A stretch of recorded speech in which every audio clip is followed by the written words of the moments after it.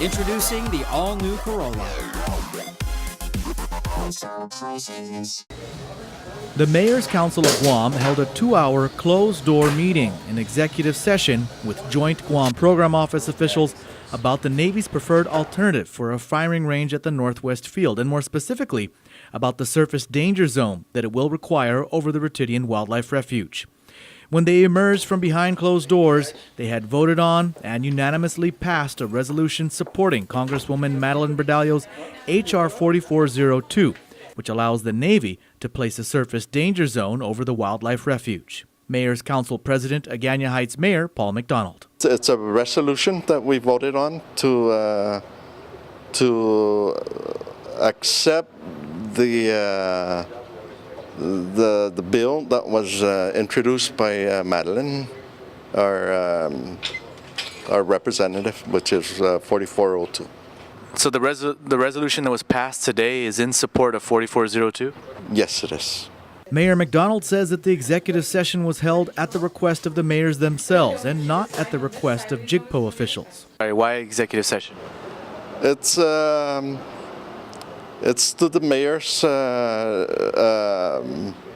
request that we discuss it amongst ourselves as mayors and nobody else. So you just didn't want outside participation, public participation, or media? Yeah, not at this time. Mostly executive sessions is reserved for personnel matters or something to that effect. So that's why I'm wondering, what was the reasoning for holding an executive session? This is to have a discussion directly between the mayors and JGPO, and we got some information, from them that no interference from the outside. It's like having a class just for the mayors and vice mayors. Are you guys allowed to call an executive session for something like this if it's not a personnel matter or something to that effect?